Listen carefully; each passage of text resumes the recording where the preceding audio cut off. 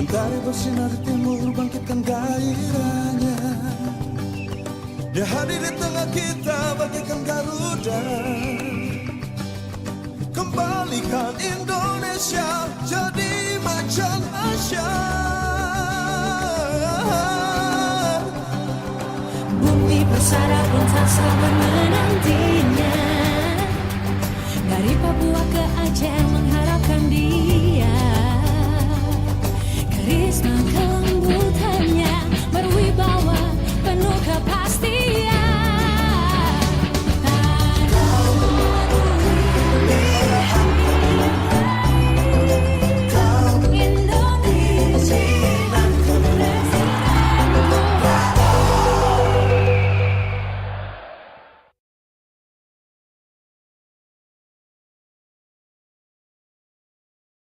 Keras, tapi tegas, tapi adil.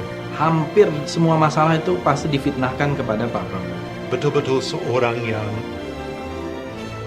hero, ya. Beliau betul-betul seorang komandan. Dan dia sangat mencintai konstitusi kita.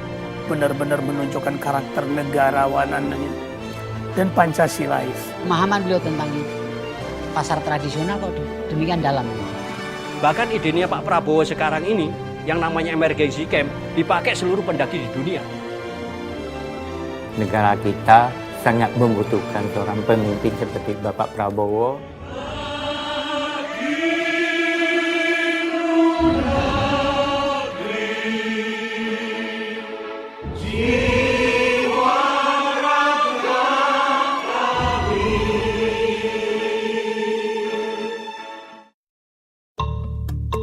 Prabowo Subianto merupakan sosok yang fenomenal di Indonesia.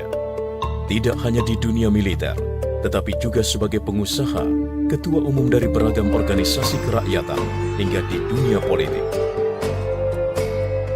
Banyak yang tidak tahu bahwa Prabowo dilahirkan dari garis keturunan Sultan Agung Mataram. Beliau juga merupakan keturunan kesatria dari Jawa Tengah, yaitu Raden Tumenggung Kertanegara, atau lebih dikenal dengan nama Raden Banyakwide. Nah, ini diwawal dengan waktu perang Diponegoro, ya, Pangeran Diponegoro dibantu oleh beberapa pembantu, ya, panglima-panglimanya. Salah satu tuh nenek moyang kami, dia namanya Raden Tumenggung, ya, Kertanegara. Dan juga dinamakan, diberikan nama atau judul Eyang Banyakwide. Jadi dia turun-temurun dari satu trah dari bupati di daerah Banyumas, di daerah dekat Gombong, di mana dia dimakamkan. Dan sesudah perang yang namanya Karanganyar. Ya.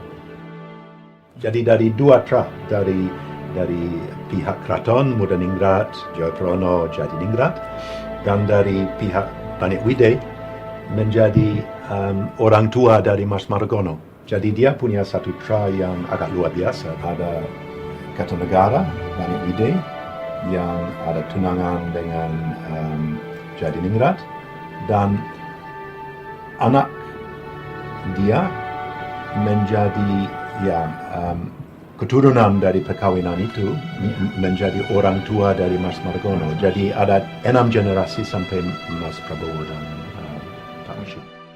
Saya dan Prabowo, kakak saya, kan selalu diajarkan waktu kami masih kecil, ya. Diajarkan oleh Yang Kakung, ya, kakek kami, Pak Margono, mengenai sejarah keluarga. Ya.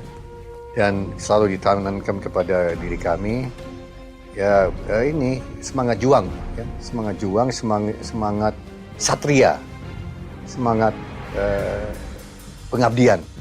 Boleh dikatakan itu satu turun-temurun yang boleh dikatakan tidak orang yang lickspittle, bukan orang yang mau menjadi yes man atau mau menjadi orang yang ikut-ikut saja, ya. Jiwa Diponegoro dan berkobar dari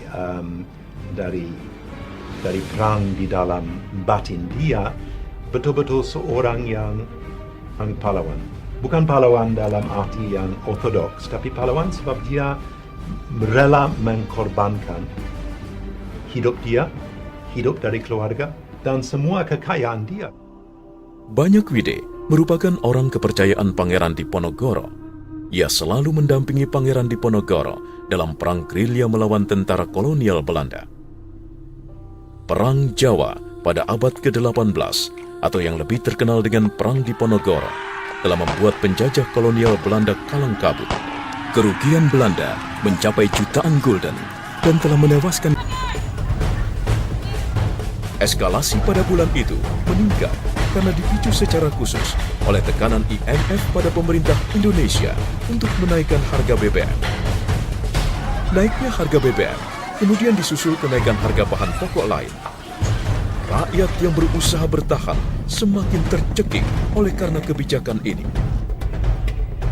Momentum kerusuhan dan penjarahan terjadi ketika penembakan terhadap 4 mahasiswa Trisakti pada demonstrasi 12 Mei 1998 di Universitas Trisakti. Kemarahan massa memuncak pada tanggal 14 Mei dengan meletusnya kerusuhan massa. Dari krisis yang mulanya hanya krisis moneter, kemudian berubah menjadi krisis ekonomi, kemudian krisis politik, dan kalau kita ingat waktu itu sudah mulai terjadi juga ancaman-ancaman bom terorisme pada Januari 98. Ada kelompok-kelompok yang berusaha untuk mengganggu sidang umum MPR tahun 98, yaitu bulan Maret, dan ada bom yang meledak di Tanah Tinggi. Lalu setelah beberapa kali usaha dari IMF itu mengalami kegagalan, IMF juga memaksakan untuk menaikkan harga BBM, yaitu mencabut subsidi pada tanggal 4 Mei 98. Nah, pada tanggal 4 Mei 98 itu kalau kita ingat, Jakarta dan juga di daerah-daerah itu mengalami kemacetan luar biasa karena SPBU, pom bensin itu diserbu karena ada kenaikan yang luar biasa. Saat itu, demonstrasi besar-besaran mahasiswa semakin marah dan berani dengan tuntutan harga-harga diturunkan dan agenda reformasi dilaksanakan. Disertai lengsernya Soeharto hanya selang 2 bulan setelah dilantik dan harus digantikan wakilnya B.J. Habibie pada Mei 1998. Saya kenal dengan Bapak Prabowo itu tahun 1981. Beliau mengundang saya untuk melatih pasukan khususnya dalam hal itu ilmu bela diri kungfu. Saat kejadian kerusuhan itu tahun 98 itu, saya sangat khawatir dengan keluarga saya dan sampai sore sampai malam itu dapat saya meminta bantuan oleh Bapak Prabowo. Saya telepon, Pak, tolong Pak. Di sini suasananya udah sangat membahayakan, Pak.